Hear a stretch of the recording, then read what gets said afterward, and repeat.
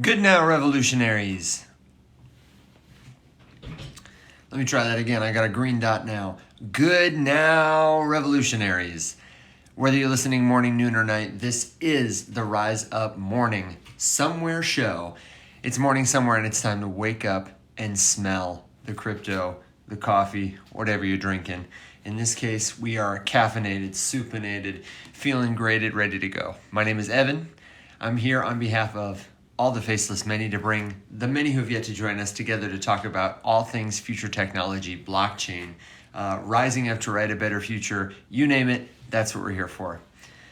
I'm glad to see you. If you're just joining in, know that we're here every Tuesday, every Thursday, and soon, Monday through Thursday. We'll be here 4 days a week to bring you news without the hype, helpful commentary, answers to your crypto questions so that we can all learn about the future internet together. It's going to give us the tools to build a better, more egalitarian world, and I am so excited you're here so we can talk about it. My name is Evan. I'll be joined today by my colleague and good friend, Mr. Alex Popovich. Together, we're a couple of stooges. We're just a couple of guys who like to talk about this stuff on the internet. So, here he is, Alex. Welcome, my friend. How you doing, man? So good. Hey, do you know anything about widescreen format on TikTok? Like full screen? Like when I do this, everybody just sees me sideways, right? There's no way to Yeah, like edit it on my side. Huh. not sure. You I know, I have was just to. curious about it, trying to I have to learn. look. I know I've seen that lately. A couple people have been talking about that kind of stuff getting more attention. Well, we've had a big news day today, or yesterday in the last couple hours, as we often do in the cryptocurrency space. Um, and I have a cool kind of personal story about my purchase of Chris Dixon, my blockchain heroes book, Read Write Own, that came with a cool bookmark that's got my IYK NFT in it. Oh, So a cool. little crossover from some of our crypto friends there. I was going to share it a little bit later, the redemption journey, what that looked like, and how people can start tokenizing physical products because that's the future we're talking about here. Um, but do you want to hit the people with some news? Sure. This Yeah. is the last day before we switch to the new format. Are you feeling some type of way about it? You think we should put some dirt on a coffin or something? No, I'm pretty ready. I'm pretty ready for it. I I think it's going to be great. Yeah. Hopefully I was expand our possibilities. Our horizon will grow. I was thinking today it's a fitting time too, just because it's been just over a year now that we really started doing this more deliberately. Is that right? Mhm. I mean, not Just a on year? TikTok, on Twitter. The show originally started on Twitter, but yeah, it was just over a year ago. Wow. That's fantastic. I honestly thought it had been a little bit longer than that, but I think Feels you're like right. it, doesn't I it? remember. I remember now the phone call that I made to you. I think I was driving home from Michigan or driving to Michigan or something, and I said, "Alex, we should just get on Twitter Spaces and do the show." Yeah, it's come a long way. We went I from a mean, long form podcast on YouTube to a yeah, long form show on Twitter to another show on YouTube. We've been bouncing around before we came back home to it's been TikTok. all over the place. Oh my gosh, that's great. So if you have crypto questions and you're just joining us, if you're curious about crypto, you think it's just a bunch of crap, um, then let us know. We are total skeptics here. The fact that we're on the inside is not because Yeah, we're true believers so much as it is we've asked a lot of questions and we found a lot of really good answers that have led us in the direction that blockchain, the other technologies at the foundation of the future internet will unlock the internet's true potential. You will own stuff for the first time, and it will be so cool. So let us know if you got a question. Let us know if you're a true believer. Let us know if you're a skeptic, and we can get into some news. And of course, if you want to keep the conversation going, we would invite you to check us out online beyond TikTok. You can catch up with us on Discord at discord.gg/the many. It's where we post links, host longer conversations, that kind of thing. We'd love to see you there. So what so about these headlines, Alex? You got some pulled up? I have one or two. The most yeah, prominent was for me was the XRP Ripple hack. Did you see about that? I did, and I want to clear that up because pretty much every headline about it is misleading. Meaning they call it a Ripple hack when it is not, in fact, a Ripple hack. Yeah, Ripple did not get hacked. XRP And did not. notice, I still called it that. Yeah, that's right. A Clear it prominent up then for us, Alex. What happened, and what do we need to understand about it? a prominent figure's XRP was stolen from his own personal wallet. Ripple, the company, was not hacked. And if you look at like even Finbold, which I would say is a relatively large and more well known publication in the space, has the headline Ripple hacked for $112 million. So, I mean, content creators are posting that kind of a headline. I've seen like 6 or 7 TikTok videos about that headline, and I'm like, just take like 4 minutes and read before you post something like that, because then people are going to see that, and that like widespread sort of thing does have the potential to move a market. If large publications are posting something constantly and then every creator is saying the same thing. So let me actually scan through this Finbold article and see if they actually say what happened, because So let me give you where I got the scoop from and tell you why I think some of that confusion might be there. I saw the story yesterday. It was broken by Zach XBT. yes. We've sourced him before. Zach is a sleuth who slides around the blockchain, looks up all the information, and makes sense of it so that you can verify it for yourself with a little less effort. Do you have If you his don't know, tweet? go ahead, Alex. Do you have his tweet pulled up? I do have his tweet pulled up, and I specifically have one that explains the wallet they were looking at on the XRP scan, a blockchain scanner, how So it was his tagged. original tweet has reader added context, which clears it up.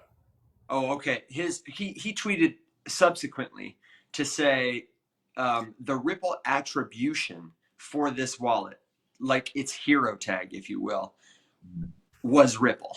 So, like, by all appearances, when you go to this address on the internet and you look at the house and see who owns it, it's telling you Ripple. Yeah.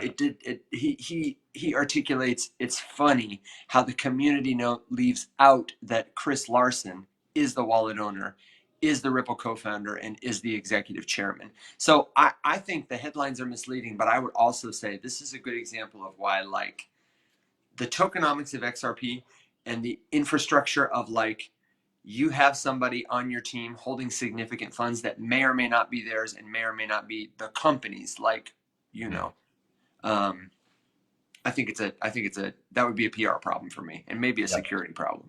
But please, I mean, keep going. Tell me what more the community know. What's it say? it's not. It's not nothing, right? Like, it's a problem for sure. I mean, it's a tremendous amount of money that was stolen. The other interesting thing is they immediately got it through some pretty significant exchanges too. So from Zach's original tweet, right? He's got 213 million XRP worth approximately $112.5 million. Wow. Was stolen.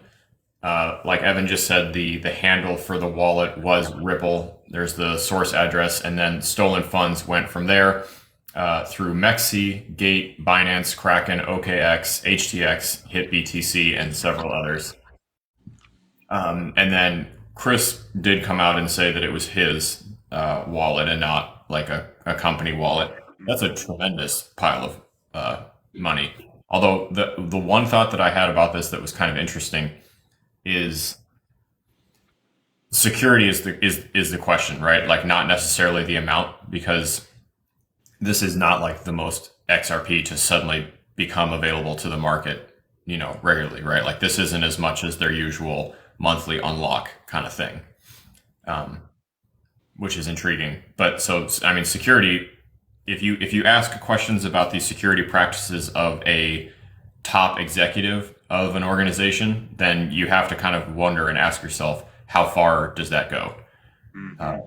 How many more things are potentially compromised? How did this become compromised? Because you have to imagine that, if it was me and I had $100 million in a wallet, I would protect it pretty rigorously, about as efficiently as I could. Absolutely. And so if Yeah.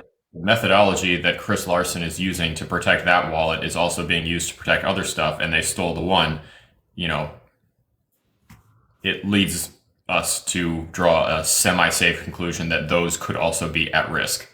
And I hope that they're doing some internal security shuffling because that's pretty significant. Yeah, he doesn't say in his response that I can see what it is that caused him to become compromised. Yeah. I think it's interesting too that Zach's BT wrote his tweet and Chris Larson didn't come out and say anything until an hour later. So it could be that Zach's BT was the guy to say, bro, but publicly, your wallet's been hacked. And it could be that he Mm-hmm. knew beforehand and didn't want to stir the water, hadn't had the PR response ready to go, and so hadn't said anything yet. Um, just very interesting, and it does say, everybody's response from XRP, from Ripple, talks about, Ripple is secure, your wallets are secure, this is isolated. I wonder, do you think they're going to do a post op? Because I feel like that would Yeah. be the helpful thing to do, the cool thing to do. Oh, I think it'd be insane if they didn't. It would be weird if they didn't, for sure. Yeah. Um, yeah. So the other couple headlines that I have, one is the lack of a headline specifically. So Twitter's already all aflutter about this, but the CEO of Multiverse X, Benjamin Minku, Oh. ended his 23-day countdown yesterday with the announcement of another countdown. And there are exactly two responses. There are... I'm glad you're telling me this, let me say, because I didn't have the patience to go read them myself. I read his letter and it slayed me. Yeah. Oh, yeah. Yeah, no, I did a little bit of sleuthing about it because it just... Personally, I've been let down by these people so much, and it hurts me because the product is so cool. Like the network, Multiverse X, used to be called Elrond, then they rebranded to some dumb shit. It's really cool. Okay, like it works really well. We use it. We've been using it for years. I have a ton of problems with it. Every single one of the problems that I have with it is people related, specifically about the group running the project. Yeah, the tech rocks. I have never had a tech. I'm trying to think now. We've had like one or two tech related issues, but they were actually like tech organization issues from the team. Like the library was not up to date, stuff like that. So anyway, long story short, the TLDR on this is that the CEO of Multiverse X was tweeting out for weeks leading up to yesterday, 23 days, 22 days, 21 days, whatever. And he did it every single day. He didn't tweet anything else. We finally get to yesterday. Yesterday was day 0. And there was tons of guesses from people about like, what could this be? This is obviously the countdown to some big reveal, like some sort of big event, some sort of momentous thing. What it actually was, and hold on, I just remembered that GRM had ChatGPT summarize Benjamin's essay. Yeah, his essay is a good way to put it.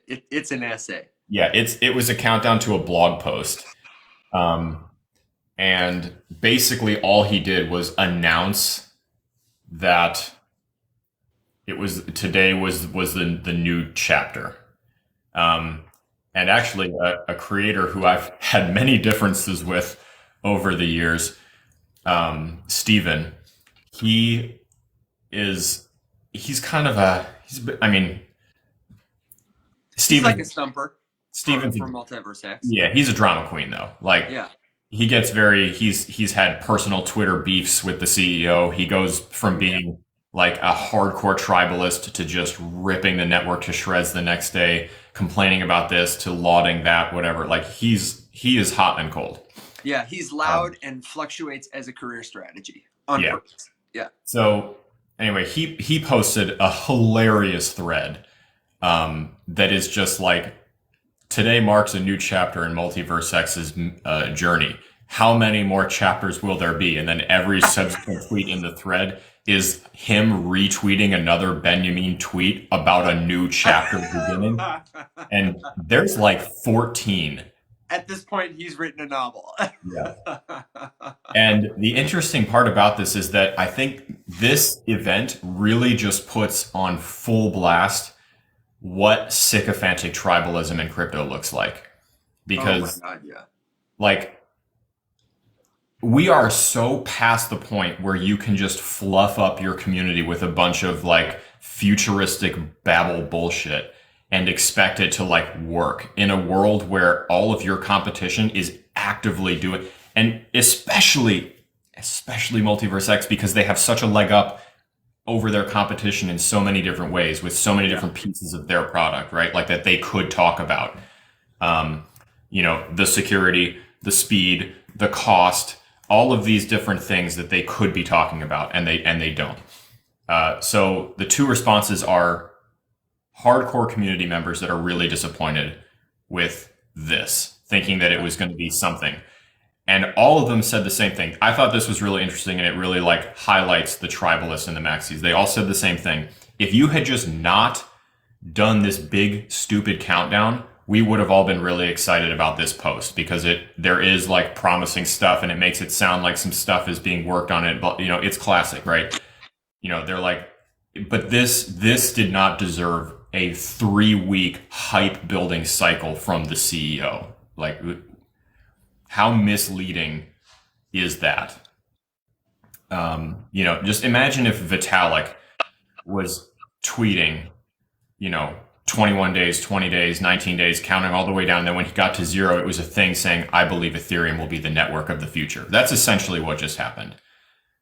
So yeah, his announcement, the way it was written, he used 6 words when one would have done. And as a guy who uses too many words as a mistake often, let me tell you, I don't know what's wrong with him. I don't know if he's surrounded by yes men who don't know, like good writing. They don't know. The tech is brilliant, but every time they open their mouths in bumbling ways to either talk about something else, it's often pedantic. It's too pie in the sky, like you said.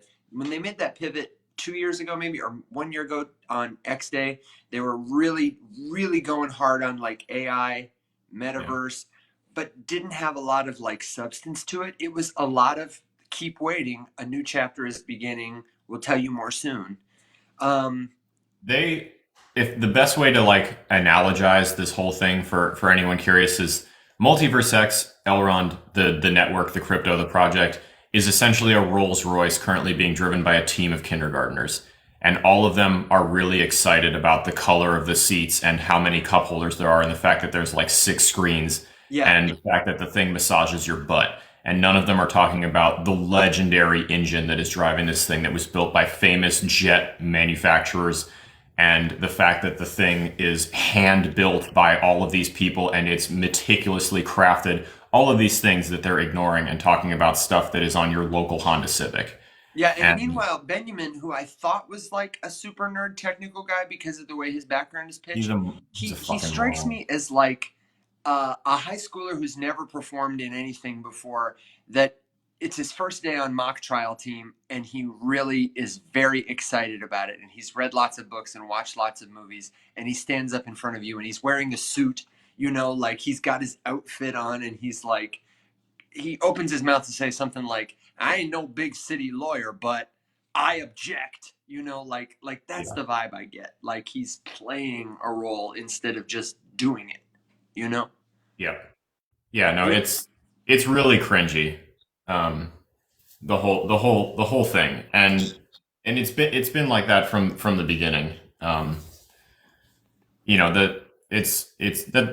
really it. It's a sad example of a bunch of idiots who have the keys to a really glorious city, and they don't know what to do with it, so they're just talking about, I don't know.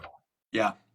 And I'm glad to see that people probably mostly our friends in the United States are like finally throwing the towel in. What did you see? Did you see response from the European community? Because we've talked about this before.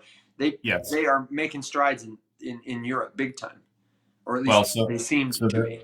there was a lot of wondering as to like why, if you were going to like coordinate this kind of strategic hype cycle around this sort of an announcement, why wouldn't you have done it about the Liechtenstein news, which was basically just that Multiverse X was chosen by the nation of Liechtenstein to do something. Honestly, I don't even know what it was.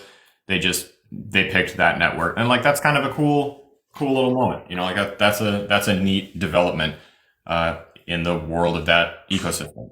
Yeah. But to have the team completely bypass that entire onboarding moment and skip straight to just hyping up this stupid blog post, it's wild to me. And sure, this blog post makes it sound like they're about to launch into a big marketing campaign that targets the United States. Like, Yeah, he great, specifically mentioned U.S. marketing. yeah. And that is what everyone is asking for. It's like, okay, we know. Like, he's repeatedly hyping up his own people. He's screaming into the void of his own echo chamber, who's already convinced, but they're not doing anything to go beyond that. Evan, I thought of you the other day because I got blocked by a creator hosting a live stream here. Oh, And I encourage all of you to, if you come across this person, to bully them in their chat because I was amazed. I stopped because the handle was like One Love Vegan or something. And it was this woman oh, hosting yeah. an informational session about cryptocurrency. So I tapped into it, and there was like 50 people in the audience, and it became obvious very quickly several things. One, she didn't know what she was talking about, and two, she was trying to sell a $100 a month Discord program. And the whole thing was you needed to join this ARC. It's called ARC Crypto, AR Crypto. But like the three letters ARC Yeah, are all or capitalized. like one word. Yeah. Yep. And so the whole thing was just, people in the chat were like, I'm new to this. I don't know anything about this. How do I get started? And her immediate response was pay $100 a month and join this Discord. And so I asked her three questions, and the first thing I heard her say was just like, if you're not in crypto, if you're not using networks, and if you don't have a MetaMask and blah blah blah, then I'm not even interested in talking to you. Like I'm not about this, blah, blah, whatever. If you're not in it, I'm not interested. And I was like, okay, yikes, great way to gatekeep. Let's start them off strong with some good old fashioned gatekeeping.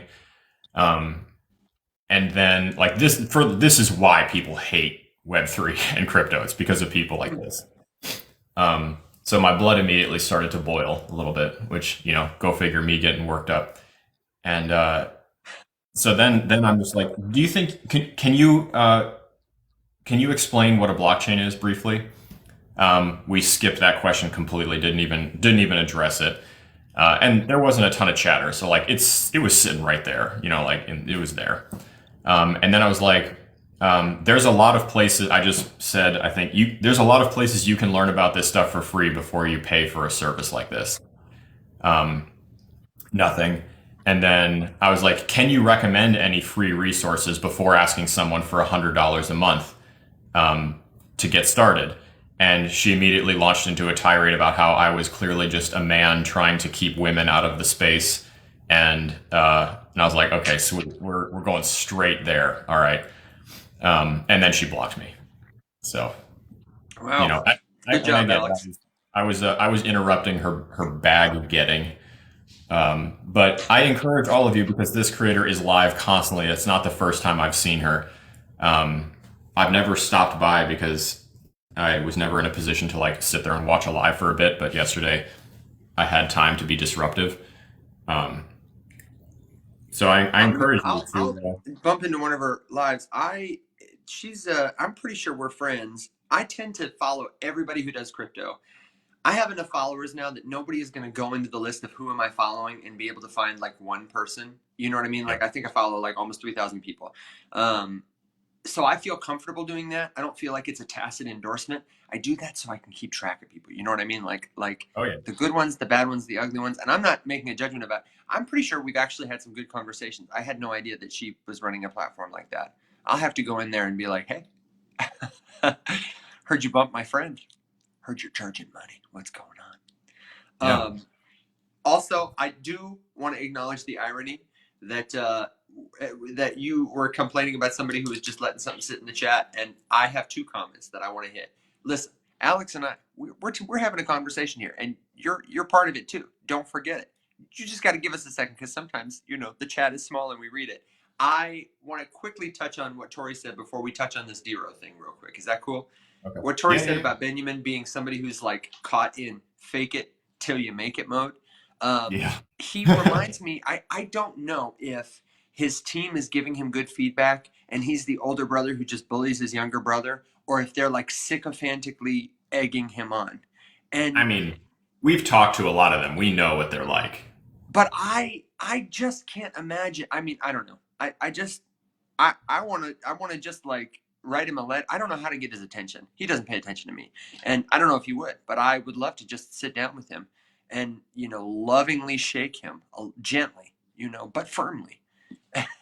And like I don't know. I don't know. I mean, we've gotten his Mac and him have a back and forth DM. It's there. You can reach him. Yeah, but Mac is a I don't know. Mac this is no hate to my brother Mac. I just mean to say it's text and he's impatient. I think this is the kind of thing you might need to, like tickle a little. Uh I don't know. Maybe he's a lost cause. I don't know. There's your opener. Hey, Benny, let me tickle you for a second. Oh, Tori has a good idea. Do one of those. If you're not Benjamin, scroll on. Have you seen the guy who does the Chipotle videos? That's what I'm thinking. The Chip Chop Chipotle. Just I'll send you one. It's the most brilliant. This is for anybody watching. If you want to see how to build a movement online using video, there's this creator. His name is Ryan Lynch, who is articulate and funny and clever, and does these videos that don't require a lot of work, but a lot of thought maybe beforehand. And he is calling out Chipotle in every video because they use basic spoons to measure your portion. They're not measuring at all. Sometimes you get a little, sometimes you get a lot. They charge you for everything. And his thing is Chipotle would be a much better experience if you just use measuring cups for all of the ingredients, all the portions, or like specifically designed utensils to scoop lettuce in this amount every time. What a mission. And he is funny, he's excoriating, and he's belittling, and he tags Chipotle in every video. He goes viral all the time. I don't know that they've responded to him yet. But my favorite thing he does is he says to Chipotle, every time he talks about it, he says, I watched a guy at Chipotle get skimped on lettuce, and do you know what he did? He just walked out. He left his food. He walked out. I don't think he's ever seen anybody walk out. But the way he tells his stories and makes the hero somebody who does this bold thing and walks out, I'm pretty sure he is eventually going to single-handedly start a movement of people walking out on Chipotle if enough people keep paying attention to him and he keeps using that call to action, even if it's fictional. Anyway, Yeah. good example of the hey so-and-so video. Even if Chipotle is not paying attention, somebody else is, So it's just, we had one. Hang on. I didn't see your first comment about whatever goes with by Laura Shin. It's wild. What is by Laura Shin and what is wild? Yeah, I didn't get one either. Do you know? Do you see it or no? I see the second one. Laura Shin is a crypto journalist that I really, really like her work. She did a book that was an extension of an article she had written called The Cryptopians.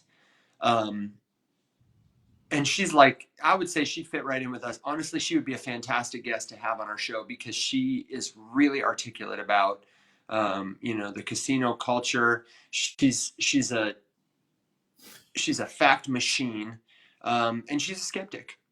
She's excellent. It reminded me, actually, I had two anecdotes to share today. So yesterday. Christina was wearing one of our friends' hoodies, Cat Coco NFT. It's like Oh yeah, yeah, yeah. her old brand, and she sent me one of the hoodies ages ago. And Christina was wearing the hoodie. It says Coco NFT on the back, and so Jordan is sitting at the counter eating dinner, and he just goes, "What's an NFT?" And for context, this is our 10-year-old, and and I was like, I sat there, and I was like, okay, how do I answer that question for a 10-year-old? With not much I mean, he hears me babble about it sometimes, um, without a lot of context. And I immediately put it in Fortnite terms because, of course. And what I said was, imagine that you and your whole squad all have the Peely skin. Okay. Which They're, must be cool. it's a giant banana. And Aptly named. Peely is iconic. But there's no way to tell all of those apart. Like, yes, there's different kinds of Peelys, right? So if you had classic Peely and the other one had, Tron Peely or whatever, then sure, Ninja Peely, there's differences there. But if all of you were wearing regular Peely, there's no way for you to tell, like, who got Peely first, who's had Peely the longest. Any other interesting things that you might care about, who's the most OG, whatever. Apple, ask away, fire away. Any questions are fair game. If we don't know them, Yeah, absolutely. we'll help you figure it out. Well, I was just like, an NFT is just a fancy piece of computer code that lets you get a whole bunch of extra information about each other's Peely skins. And you could figure out who's had it the longest, who's got the most kills with the Peely skin on, who's got the most victory royales with the Peely skin on. These are all things that you could tell. So it's a way to make a skin super unique, even though 10 million other people might have the same one. And he was like, oh, and that was it. can I tag on to that just to give you, like, add to that anecdote with before you give me your next story about my experience with Read, Write, Own? Chris Dixon, if you're not following him or his thought leadership, there's still time, there's still hope for you, but save yourself some time and go do it. Chris Dixon is like Laura Shin. He's somebody who speaks really articulately and intelligently about the work that we're doing here, and just came out with this book. I'm not, oh, damn it, really? I'm not sponsored or anything, but I just love what Chris Dixon does. It's called Read, Write, Own. And that's kind of his 3-word thesis about the evolution of the internet, right? And he's a guy who could tell you, he's been doing computers for a long time. And with his book, which is an argument for, why blockchain, if you pre-ordered it, obviously I did. This is the whole reason I pre-ordered it. It came with this cute little bookmark, which mirrors the art on the front of the book. And it's made by our friends at IYK, who are kind of leading the physical digital revolution. They put these little chips, this is the way we do it now, near field communication chips in this bookmark. You hold your phone up to it, and it brings up a web page that is just generated on the spot, secure connection kind of thing. You can connect your wallet. A couple more steps, you can claim a token. And one of the cool things they did was, you'll notice that the artwork on this book is kind of like sunsetty colored, like it's later in the day. And this art is like earlier in the day. The token art, which is like the book art, is generated from an algorithm and looks differently. The sunset looks slightly different depending on your personal wallet address that you claim the token from. So I got token number 266 out of 5,000. And I got this cool little sunset art, which is neat. But why did I really do it? I got this NFT so that Chris Dixon, the guy whose thought leadership I admire, who doesn't really know who I am, now has a connection with me on the blockchain, can see with irrevocable proof that I am someone who supports his work, who bought his book, and at any time, because that group of people is probably very valuable to him, not only could he reach out to me, but I'm building sort of a reputation with him. the way that you would build a reputation with somebody you wanted to get to know if you were in a room together, at a conference together. You might try to go up and talk to them. This is like going up and talking to Chris Dixon at a conference. I hope to make a video about it later. I hope to read the book and share a review of it. There was a really good review at fortune.com that kind of pulled no punches and held Chris's feet to the fire about his own role as a venture capitalist owning a lot of these projects that he claims will help distribute ownership of the internet. But it's a great example of how people like authors, people like readers, can connect with each other in a deep and meaningful way because of this technology. Okay, Tori, we see you in a minute. I missed all the chats. Where did you go? Did you just walk away to chat with Tori? No, I just leaned over and Phoebe was chewing on her leg and I just blood. So I gotcha. So we've got this question. I know you had another anecdote, but do you want to hit the question before it gets yes, lost in the chat? And then I'll remind you to come back to your other story. yes, Okay. I joined Trust Wallet and it's been asking me to add money to a mining pool for 30,000 USTD. I think that might have been a typo, USDT. yeah. And we don't know who's asking, but that's the first question, like Alex said. Says Alex, why is that the first question? because I'm immediately skeptical of anyone asking you to do anything with your crypto. I've never seen. I don't use Trust Wallet, Evan. I don't know if you do, but I do, or not as actively, but I that was the very first software wallet that I started buying multiple things on that wasn't that I would consider like crypto native. so I mean, it sounds sketchy to me, but I don't know because I'm not like I said, I'm not a big Trust Wallet user. I can't tell if that's like advertising a staking option for you that you are now eligible for as a Trust Wallet user, which would let you participate in something as like an advertisement or promotion, or is this like something has sent you a message?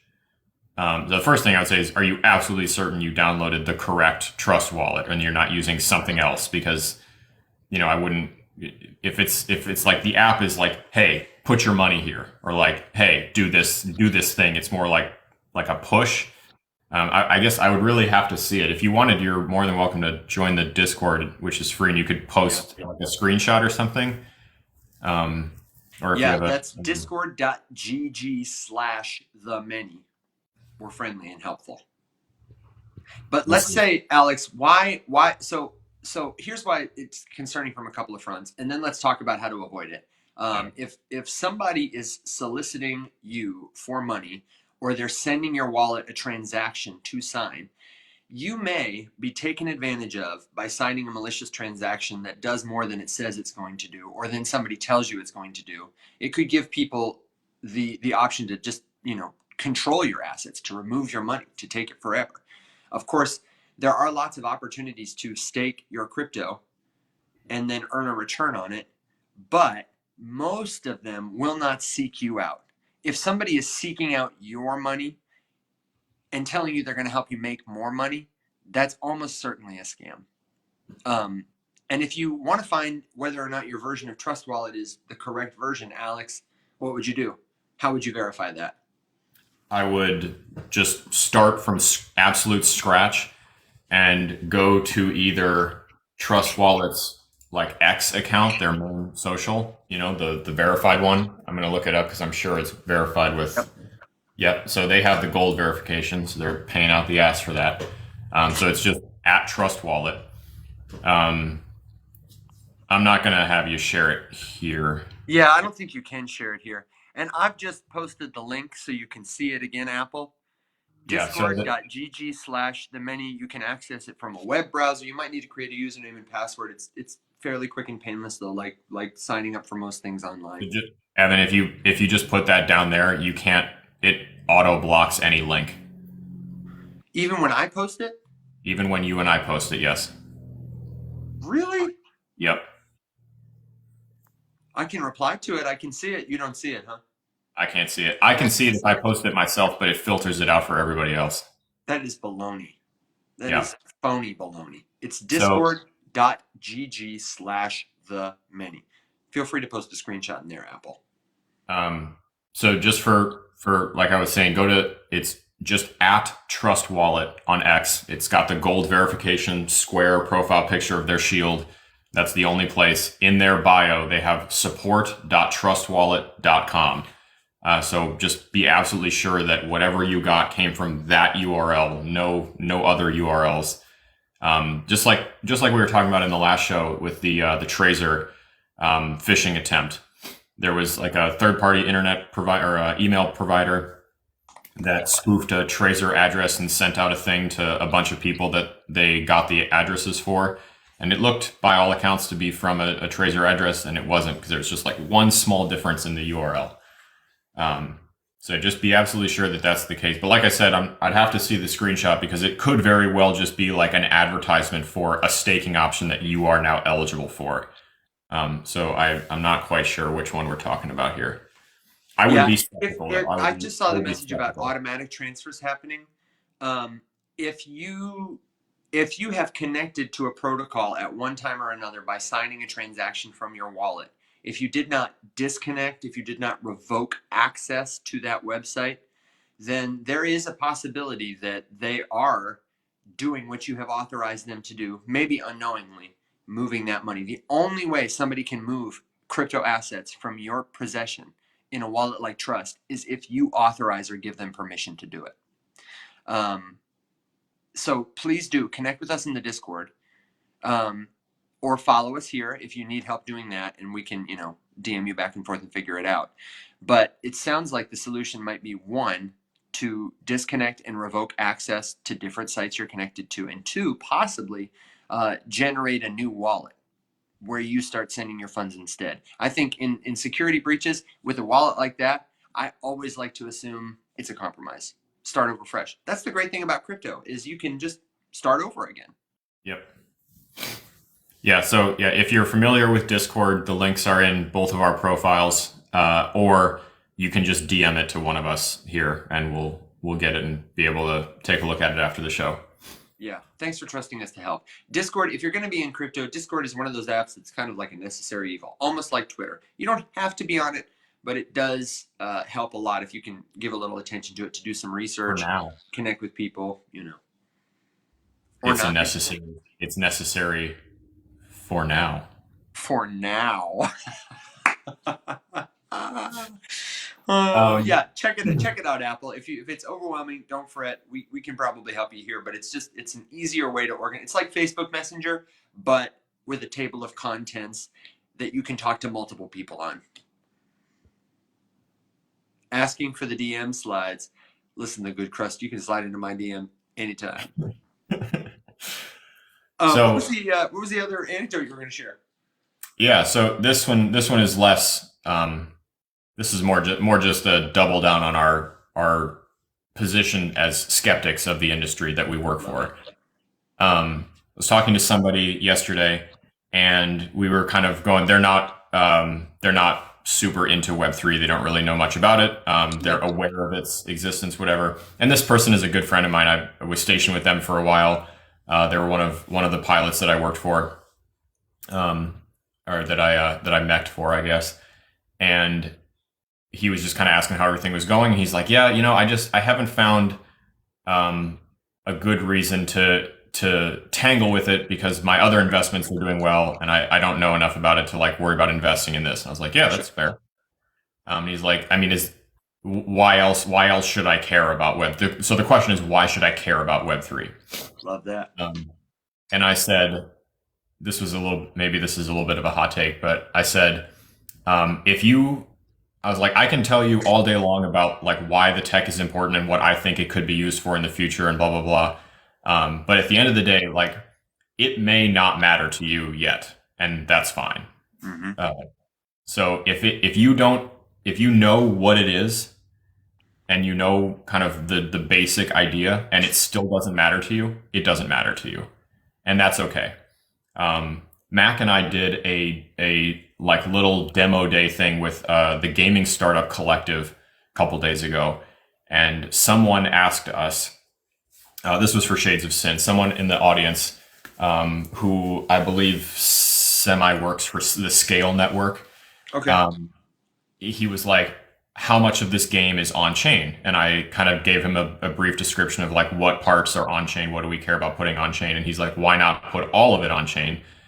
And I said, I personally, Alex, would want all of my stuff to be on chain. And so I want to have the option to like mint my medals, my achievements, my levels, my characters, my asset. I want to be able to do all that. But my neighbor really just wants to play a fighting game and he doesn't care at all about the rest of that stuff yet. So I want to build a system where the option is there for you when you would like to go use it. But if you don't care, because you don't have to care about this, then you can just do the thing you were always going to do, which is download a free game and play a free game, Yeah. and that's it. So that's really, I guess, kind of my new attitude about this. Like, you can sit here and try desperately to convince someone why it all matters. But I think more and more that that's probably the wrong approach. I think more and more consistently that all I can do is tell you like what you use the tech for, and then it's just like a smartphone. Like I can tell you all day long why it's important to have a smartphone and why it's convenient and why having access to this and that and whatever and like all the different features and blah blah blah, all this stuff. And they all matter to me. I like having that tech available to me. I just had the thought this morning that my entire show that Evan and I do, everything I need for it is literally right here in this little box. This machine in front of me just lets me. Right. So it matters. That matters to me. But my old chief, my old boss, he's building an off the grid cabin in the middle of the woods in Tennessee. He doesn't give two shits about that. He has an old flip phone because all he uses it for is calling his family and sending text messages. That's the only thing he gives a shit about. He has a laptop for everything else, and he doesn't want to have all of that stuff in his pocket. He doesn't use social media, whatever. So it doesn't matter to him. All of the cool things I can do with my phone don't matter to him because he doesn't care about those things. And Web3 blockchain is the exact same thing. It's really cool and it's really powerful and it can do a lot of stuff for the people who need it. But you don't have to care about it. Your life will be just fine if you don't use this stuff, if you don't care. So Yeah. I think that's really it. Like it is so not worth getting in a big fight with someone about like who doesn't think blockchain matters or NFTs are important. It's like, okay, if you don't think that, it's probably because they're not important to you, and that's fine. You don't need them. You're gonna be just fine. Alex, you really, that's a great example, and I was going to ask you to talk a little about the game, because when I was talking to our friend Mulasatya the other day, who has some experience in game design, and was saying, should I connect with Alex about that? MS, by the way, I'll send you my wallet and stuff. He said I'll pay you $1,000 if you introduce me. I'm just kidding. But can you talk about that was a really concise way to say it, but give an update because it's been a minute since we had an update. I didn't know about this. What was the game? What did you do? Yeah. Tell us about it, and then since it's our show, give us the commercial for Shades of Sin. Yeah, no, for sure. So the event was really small. We're in this Discord called the Gaming Startup Collective. They just kind of highlight, new games coming out. It's a Web3 oriented community. Anyway, we were invited. They hosted us to do demo day, and we didn't know exactly what we were getting into. But we were like, yeah, sure, why the hell not? We showed up, and it was like someone demoing a game, and we're like, should we scoot? Because it's not demoable yet. And anyway, and it ended up sticking around, and I'm glad we did. It was a fun little thing. I demoed the Discord bot, Shades of Sin, or the Syndicate Games bot. Went through that kind of thing, gave a little brief overview. We kind of took them through a little bit of the pitch deck, showed them some pictures and stuff like that, and it was a lot of fun. The crux of it in a shortened format here is that we built a game like. Oh geez, we're fast approaching 2 years ago that this thing was built. So like a year and a half ago, a year and 8 months ago. We had our second collection, the Corrupted, and we had a plan for what we wanted to do with it utility wise. Bill, good to see you, man.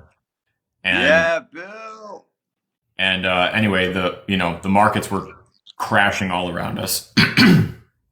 And funny enough, I was actually out to lunch with Andrew, Unknown Element, and we were kind of talking about this theoretical utility, their original plan. It was like this big, like sacrifice this NFT to free this one, and this kind of like battle sort of idea.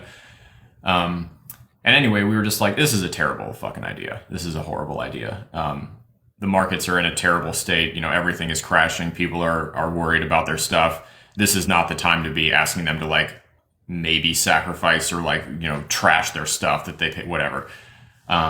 So we're like, we need to do something else. And I was like, let's just throw like this quick little game together. And with Willem, the machine, we ended up just putting together this quick little dueling bot in Discord. So you could fight my characters versus your characters. You could put them on a team. You could see how they stack up. Their traits. We weighted them all with their rarity to give them a power score, and you could duel. It was kind of like a trading card fighting game. Like Yu-Gi-Oh or Magic or something, but a lot simpler. And anyway, it was meant to be a placeholder. We're like, let's throw this up, and then we will come up with a new plan. And the game just ended up being popular. And we ended up actually pausing the mint to work on the game and prove some utility for everybody who had minted so far. And it's just sort of it's been live ever since. Live is a strong word. It has some issues. It goes down every now and then. That's one of those Multiverse X issues. Actually, is that sometimes they make updates to their API and some various other pieces of their ecosystem. They don't really like to tell developers when they do stuff like that. You just kind of wake up one day and your shit's broken and you have to be like, oh, okay. And then you go in and figure out what they changed. It has been good lately. We made a big switch to not relying on the API so much to get game data and team data. So anyway, the game got popular and we were like, you know what? This is a lot of fun, but we're pretty limited by what Discord will let us build. And there's just like a bunch of stuff we would like to add to this game, like graphics or sound, or any kind of visual component, because it's all text based. It's just reading text and clicking buttons right now. It's like, and some of these guys in the chat here can vouch for me. It's not a good user experience. Like Bill just saying it's been good lately, that means it works right now. And it used to not work all the time. The good Chris says I wake up with things hurting and I don't notice all the time. I feel you. If I sleep more than 6 hours, my back hurts. But this next iteration, like what we're working on now, you're taking it from it hurts all the time to give it an aspirin and call me in the morning, right? Yeah. So basically, we just decided like Willem actually pitched this idea to move the bot that he built onto a mobile app by itself and just let people do the game stuff from Discord, but through a mobile app, so we could remove some of the Discord limitations. And basically that just snowballed. And now we're developing a full scale. It's totally free. So when it's released, you just download the app in your local app store and play the game completely for free. That's something we feel very strongly about. You got to be able to try it and see if you think it's any good before you're asked to pay for anything. It's kind of like it's a combination of RTS, real-time strategy, and MOBA, multiplayer online battle arena, which are two very prominent categories or genres of mobile game, or just game in general, actually, not mobile. And so we're kind of combining those things together. The best way to think about this is it's like StarCraft meets League of Legends with a sprinkling of Clash Royale on top. So you will get characters, you will build a team, you will go into this arena, and you will duel your opponent. And there's a bunch of different ways that you can win, and that's something we feel strongly about. Not everyone wants to win the same way. So we've built in options, and that's kind of the strategy, like which option is going to be the best, which option is going to win. We are also building a social component. That was a big hit in the Discord version, was just like how accessible everyone else playing was to everyone else playing. So you could talk to people, you could rip on them, you could do whatever. But that's basically it. We're coming up very close on the closed alpha, the first like 50 or so people that we're going to be able to get in and let on. We're basically just working on the multiplayer connectivity part right now. Is the ecosystem token for Shades the same one that will be airdropped to rev point holders? When you say the ecosystem token, it sounds like you know more than me. But yes, so the short answer is that all of our current ecosystem holders and members are going to have special privileges afforded to them inside of the Shades of Sin ecosystem. We're not sure exactly what that's going to be. I'm kind of waiting on alpha to come out and for the players who are going to get the benefit to like let us know which parts they think are the most important. Would you rather, certainly if there's a token attributed to this, it will get airdropped to people, and the people who have participated with us for a long time will get more of it. That makes perfect sense. We've got your address and we know how to get a hold of you for sure. We're not launching with a token though. There's no token in the game to begin with. And actually we turned down multiple 6 figures of funding because we refused to do a token launch. And that was a contingency. So yeah, the other benefits we're talking about are just, like imagine there was like a premium membership that you could subscribe for, but corrupted holders would get it for free, or you could pay for it with rev points, something like that. In-game assets, benefits, access to a new mode, early access to a new character, all kinds of stuff, a special badge or, aesthetic upgrades and stuff that you could make that would help you, stand out a little bit. There's a whole bunch of different options. Think about, the RuneScape membership. How many things do they get? World of Warcraft Premium, all that sort of stuff. All of those things are on the table. And so we'll launch, we'll get our people in there, we'll get them playing, and they'll tell us, 1, if the game's good or not, and 2, which pieces of it do they think are important. Yeah, and so Alex, you're working on alpha. That's number 1 is, yep. Am I right? Getting an alpha for feedback. But we're also looking for opportunities. Pictures? What's that? You want to see some pictures? Yeah, I do. While you pull them up, we're also looking for opportunities to continue to expand what kind of funding we have for development. We had a lot of help from a grant by CoreDAO, but we're chain agnostic. Would love to partner with the right team to bring a great game to bear. First and foremost is the goal. Awesome game, fun to play.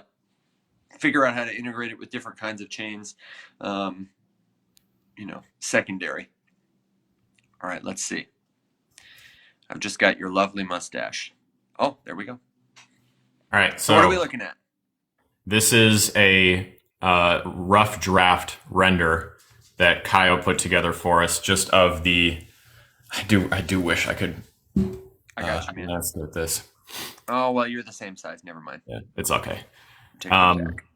It's all right. I'll pan.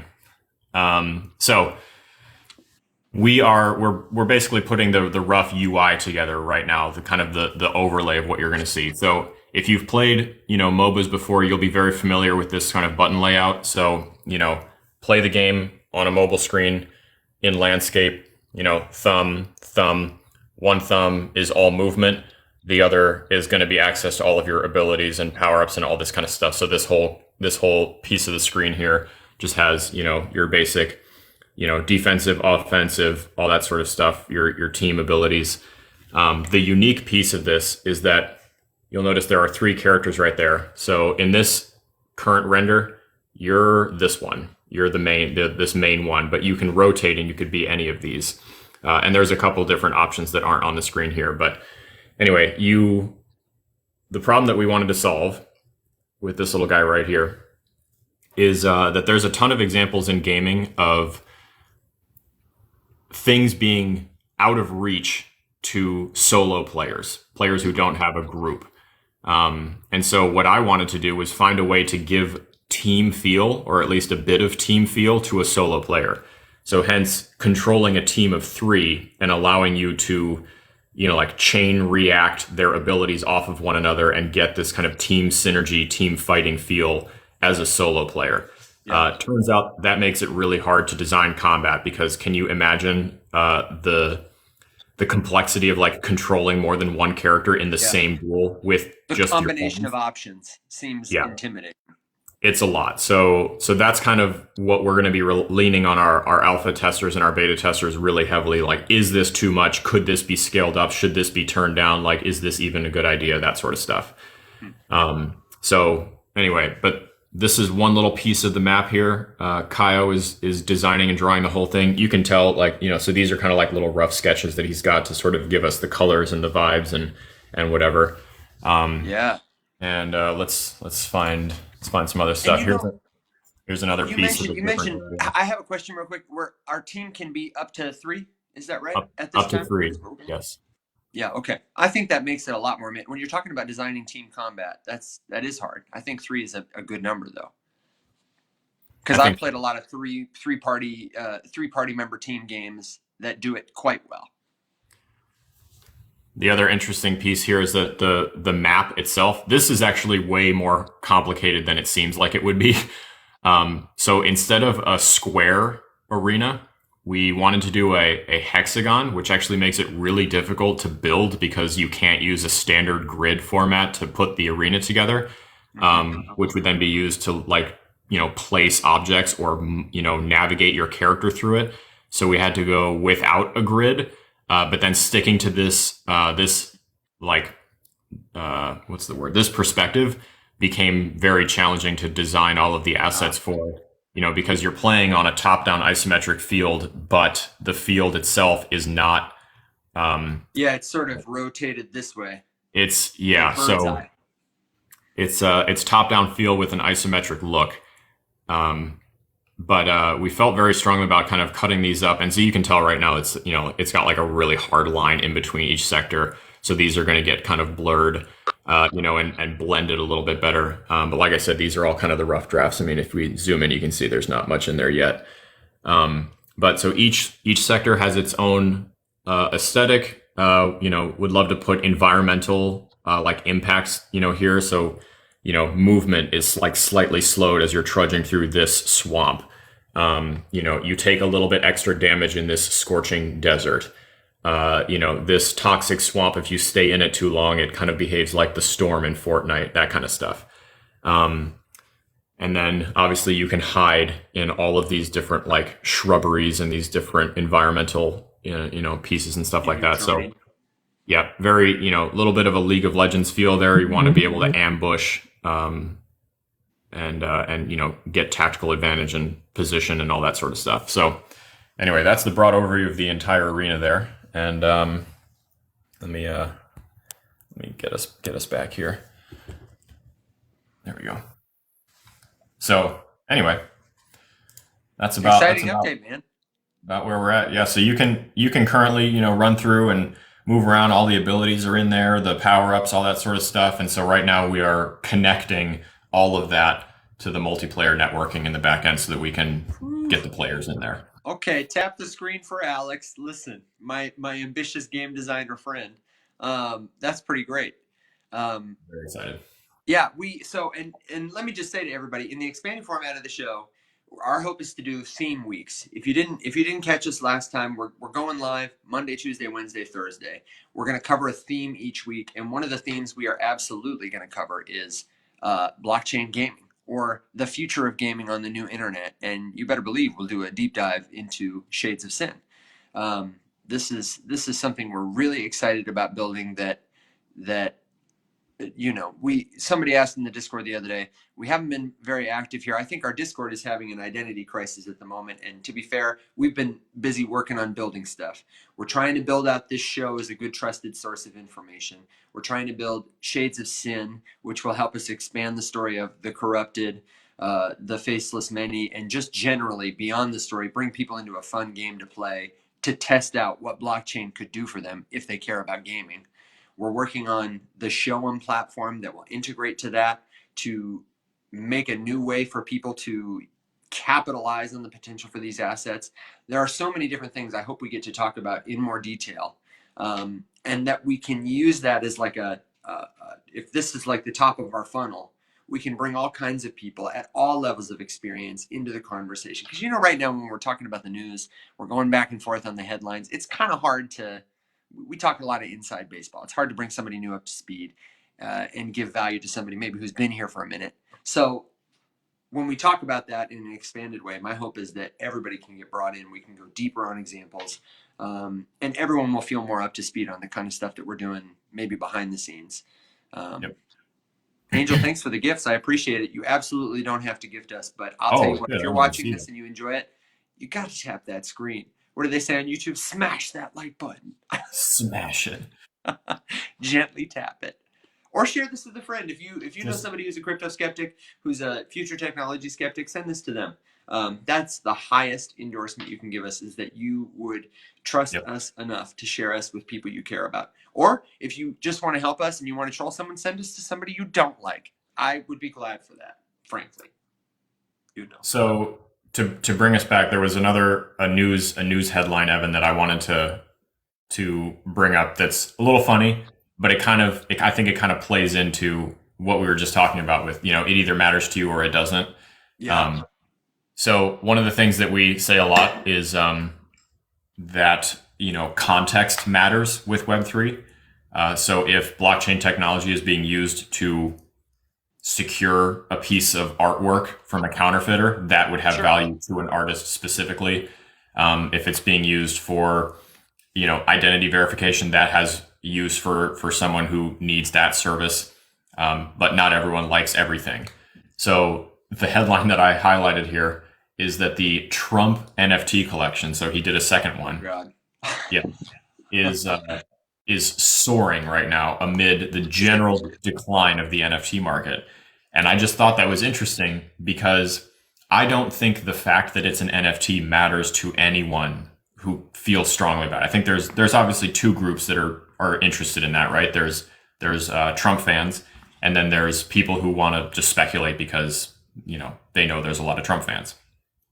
And but I just thought it was interesting because it is Bill, I'm sure they're all over OpenSea. It's an Ethereum collection. But the interesting piece here is that it's decoupled from the rest of the NFT market. And I highlighted it because, as you know, and it pains me to say because of who it is, but this is like a great example of a group of people who have something that's important to them, and they're using this as the vehicle to like do the thing that they care about. It happens to be blockchain related, and they don't give two shits about the grand state of the space or the market or whatever. Right. Like they need this to do the thing. And in that case, it's like one of the most utilitarian projects out there because it's serving a purpose for the fan base to be able to do a thing that they care about, which is like collecting some piece of memorabilia that's related to, the guy that they like. So I thought that was interesting. That is super interesting. I'm just looking at it now, and it's a great example. How to incentivize people to do a thing because you know what they care about. Yep. Wow. Sorry, I was just reading another article. There's news all the time. I wanted to ask everybody, especially our regular folks, since we're making this shift next week. We're gonna start with Web3 101. What is blockchain? What is the future of the internet? We're gonna do the Chris Dixon thing. We're gonna talk about where it's been, where it's going, and kind of bring people in on the ground level. Monday is gonna be like a place setting. We're gonna start at the very beginning, give you some context, give you some history, maybe touch a couple examples, but mostly high level overview, preview of the week. I am curious to know, do you have, as we progress through the week, particular questions? Do you have particular examples, particular projects or people that you are interested in learning about or that helped you learn about what blockchain is? So I know Mulasacha was saying Laura Shin, great crypto journalist. I learn a lot from her, love her stuff.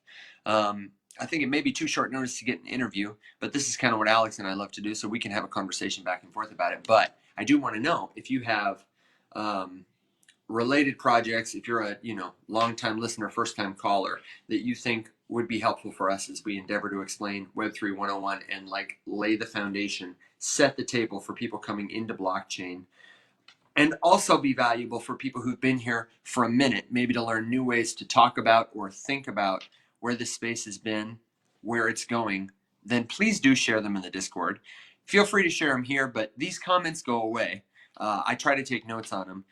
Discord is discord.gg/the many. Most of you know it, most of you are there. But if you're new and you're interested and you want to catch up to us, then keep us posted. In other news, Bill says Trump looks fit. He must be looking at those NFTs. I think there's one of him as a firefighter, isn't there? Oh, they're And great. like There's another one of him is like Rambo. him as Rambo. Yep. Him as I mean, there's a couple of him. He just really likes Sylvester Stallone, I think. Because he's got like him on like 5 different Stallone movie character bodies. Him on Rambo, him on Rocky. It's pretty funny. Good feedback here from Timmy. Start with vocab. Yeah. Words, I agree words can that be hard in crypto. I agree. yeah, crypto I resent every time I have to say the word crypto because I know exactly the imagery that it invokes and I know that that's exactly the opposite of like what I'm generally going for. Ugh. There was a really good in the review. First of all, if you want to launch a book, Chris Dixon's Read Write Own is the playbook. First, become a successful venture capitalist. Second, found the crypto arm of Andreessen Horowitz. Third, tell everybody you're writing a book that you've been lecturing, for the last 2 years or whatever. This dude not only had Fortune review his books, Forbes review his books, but on the back cover endorsing his books, he's got Bob Iger, Sam Altman, Kevin Kelly. He's got an interview. Mark Cuban is here. He's got an interview with Balaji. He's got. I mean, he really did. He's published by Random House. He did it right. There's no way this is not going to become a New York Times bestseller. You're going to see somebody reading it on the airplane, probably a white guy.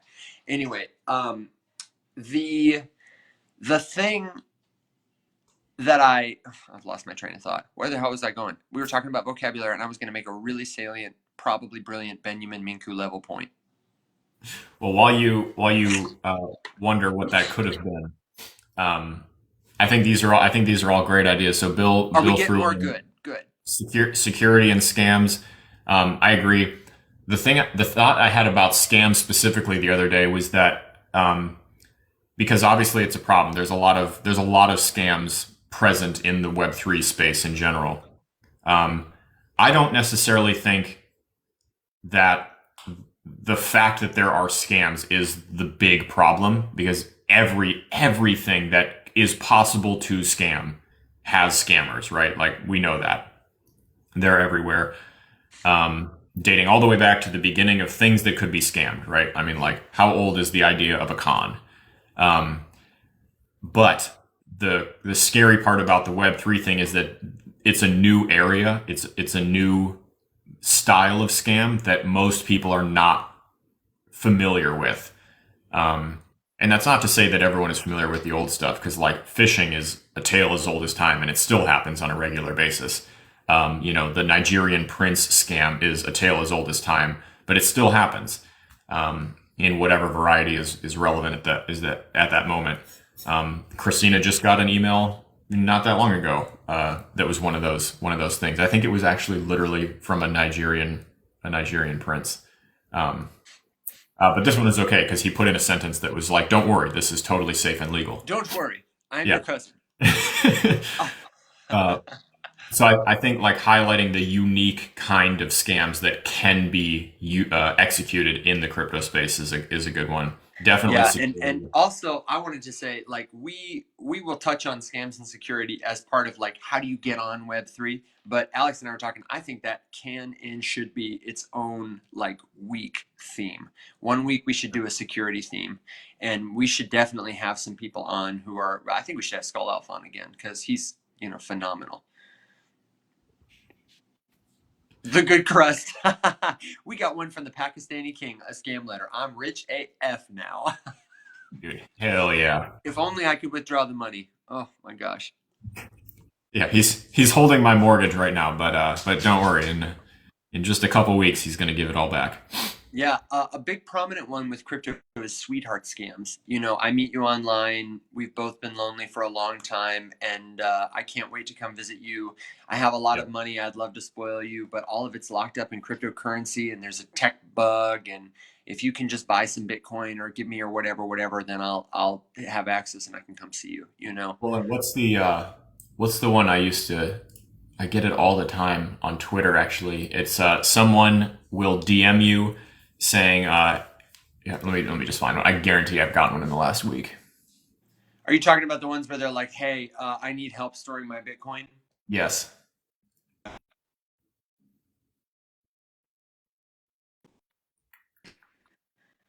Um, I just It's wild. deleted. Oh, here we go. Okay. I'm going on a trip. I need your help to secure and manage my account. Thank you. And then they send you a link, a username, a password, a balance. Um, and they're just like, there you go. Like, please log in and transfer that money to wherever you want. And so what you do is if you fall for the scam, what you would do is you would go to that link because you're like, oh, this is great. They're not asking me for any of my information. They're just sending me a helpful link and there's a ton of money in this address. So I'm going to go there and just withdraw it really quick. So, uh, first of all, it's spoofed. There's no money in the thing. It just looks like there is because they built the front end for it themselves, right? So you go there, you log in, you connect, you see their thing, and then it's going to ask you to connect the wallet that you would like to withdraw this to. And what they're really hoping you do is that you connect it to your main wallet with all of your stuff in Yeah. it, and then you just get drained the second you do it. Um, you know, and they don't risk anything because if you connect a burner wallet, there's nothing for you to take anyway. So you just kind of don't get anything. It's never worth it to interact with stuff like that.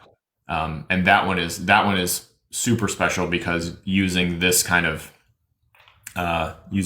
tech, you can really really paint somebody a picture and make it look like I'm literally just trying to give you money. Like just give me your information and I'll deposit the money.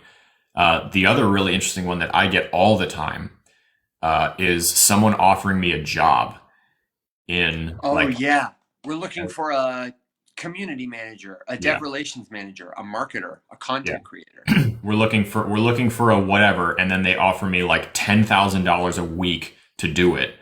Um, and they're literally just trying to hire you, and what they want is for you to give them your identity information to like set you up as an employee. Um, and your direct deposit information, your payment information, your bank account and routing number information, that kind of stuff, just to identity thief you. So that's one that's been really making the rounds lately. And there's just a ton, man. There's just so many. My gosh. And we're getting great suggestions. You guys are really fantastic here. It sounds like so wallet safety, definitely. How to access Web3. We'll talk about wallets. We'll talk about keys.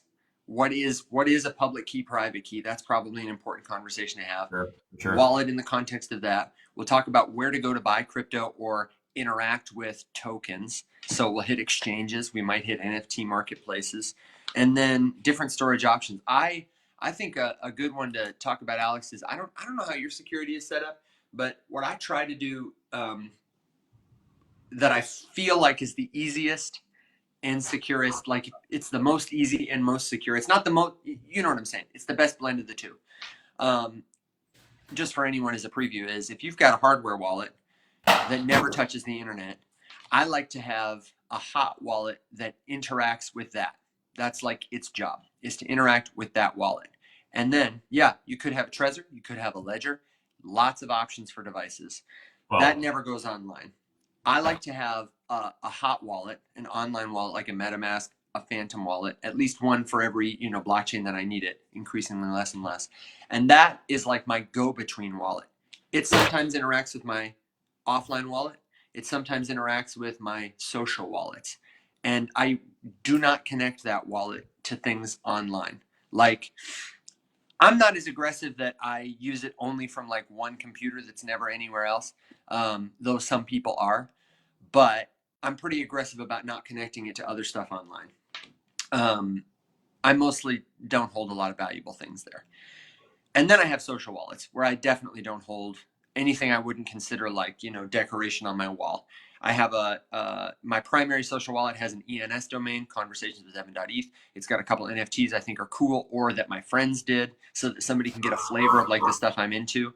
But I have a bunch of different wallets that I will use to connect to websites. They're easy to generate. And then if I want to put something on my hardware wallet, I'll send from one of those really hot wallets to my primary hot wallet, and from that wallet I will send it to my ledger. And I do that because if I make a mistake with one of those out here wallets, it's not going to be a big deal. If that gets compromised, they're not going to have a link back to any of my other stuff that is direct. Somebody is going to make $1,000,000,000,000,000,000,000,000 when they figure out how to create a simple user interface for wallet abstraction like that. I just hope. I hope they do, because that's an idea that needs more life. Agreed. Yeah, no, I take it a little bit further. Yeah, what do I you do, Alex? So I do have a bunch of different wallets. I have a couple ETH ones. So if I'm gonna, connect to something or try to make myself eligible for an airdrop, that's all done from something that doesn't hold anything.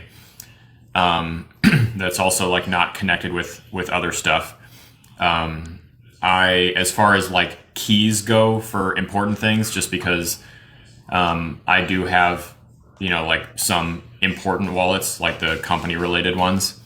That I have access to. So those keys are all encrypted and they live separately offline on a hard drive that never leaves my office. And then I only use them on a laptop that never leaves my office. So if I need to travel, take a different laptop. And then that laptop, I don't do any wallet access, any security related stuff on it, never touches it. So it's all stored on a specific hard drive, and then crypto-wise, specific assets that I don't want to worry about. My Bitcoin essentially just lives on, or the keys to it, which we'll talk about, live on the Tracer. And then I have another MetaMask that I use for like holding my little NFT portfolio that matters to me, but I don't connect that to anything that it doesn't need to be connected. Like OpenSea is pretty much the only thing that one has any connection to. Yeah. And then my Elrond stuff is all mobile, actually, which is one of my gripes with them. But that's not true. My personal one is mobile, and then the rest of them are like keys and PEM files and stuff. They live on a hard drive. I'm getting some more good comments. I do love they inscribe it on a belt buckle. Not engraving hieroglyphics into a metal tic-tac-toe slab in your belt buckle. Tori, we're going to need That's a phase picture in the two. Discord of the Altoids belt buckle that you made in high school. I think I had a friend with one of those. I don't know that it was authentic, like handmade, though. I think it was like a faker. Seems like a thing you could either make yourself or you could probably buy one at Hot Topic. Yeah, you know what I did a lot in high school? I had a lot of was like belt buckles and studs. I was into Hot Topic, man. Oh yeah, definitely, big time. Where do all the good capitalists in training to go to get their alternative, not trendy stuff, but is so trendy? Hot Topic, obviously. I was never into the, what do you call them? The pants, the parachute pants with all the chains. Oh, the trip pants. Yeah, I was into everything else though. Yeah, no, I never did those. I was an all skinny jeans person. All skinny jeans all the time. I did wear a lot of women's pants for about a year and a half of my life, which sounds weird when you say it like that. No, we're gonna clip that. We'll have to dig that out on the some pictures. soundboard. Bill. yeah, clip it for the soundboard. I did wear a lot of women's pants in my life. Hey man, I've been there. Whatever floats your boat, dude. Would never. I just saw that. I found out the other day that Dashboard Confessional, a band that had a lot to do with my early life, is on TikTok. Chris Garaba is on TikTok. I found out when I was scrolling, and it had like 66,000 comments. He was playing some song, and everyone was like, "I saw this and I cried." I was like, "Oh my god!" The millennials have arrived. It was wild. Well, what's that? Said, well, Well, are we feeling well met? yes, Ready I'm to feeling well, Matt. I think we've given everybody send enough to send them off into the weekend. Um, send the two days a week show off into the sunset That's and right. Thank you for ring being here in. with us 2 days a week. And don't feel like you got to be here every day, but we're going to try and make it valuable so that if you want to You throw us have on to or be take a here walk with us, it'll be every day. something good. We can go to class. We'll have a lot of fun together, do deeper dives into topics we care about. And I will have these shows, this week's shows, up on YouTube today or tomorrow, this weekend, for everybody to Oh, see. Yes? What you got? starting at the end of February, because we're waiting for one of our colleagues to hop in and help us. But starting at the end of February, he returns to work on the 24th. We're gonna not just have the full broadcast uploaded to YouTube, but also cut out clips, highlights, important moments, separate those out. So every single episode, full stream, should get cut up into a couple, like, 5 to 10 minute Yeah. clips that can get uploaded as standalone videos for important stuff. So when we get into like the specific lessons, here's security fundamentals for 10 minutes. And then also, just like the hot takes, outtakes, bloopers, whatever, can all get cut out just as shorts. So Evan and I will be marking down little timestamps as we go, as something happens that's worth doing. And then Mihir, some of you probably know who Mihir is going to help us get them all cut out, lightly edited, and put up on the YouTube channel. So expect that at the end of February to start, and then that should become the new norm. And So also, I'm going to talk to one of our other colleagues, Michael, who is working on a startup right now that is an AI play. You can train your AI to speak in your voice, and he is building it for content creators, thought leaders who want to but don't have the time to start a podcast. Obviously, Alex and I would love to turn this into a podcast. It takes a lot of work to edit and post stuff. Michael had proposed that we give this a try, and we were saying, how cool would it be? How easy could it be if we trained a quick AI on some of our videos, and then one time a day, every day, you got a little Apple podcast from me or Alex just doing the headlines. And of course, it's AI, so but we could train it to sound just like us. And the primary goal would be there are a lot of people who do the headlines game. It'd make us easier to play that game and help us to bring more people into the audience here. Hey, these are the headlines, and if you like hearing, then join us on TikTok, join us in the Discord. We can grow the community, bring more people in, and just welcome them to the world of no hype crypto. So that's what we got. That's what I got, man. I'm well met. I hope you have a wonderful weekend. It's probably 80 degrees there because it's like 40 degrees here. Oh, no! It's freezing today. What are we at? It's currently 40, a balmy 43 outside. That is freezing. That's very cold. Why is it so cold there? I mean, it's, get up to close to 70 and 70 tomorrow. So Wild.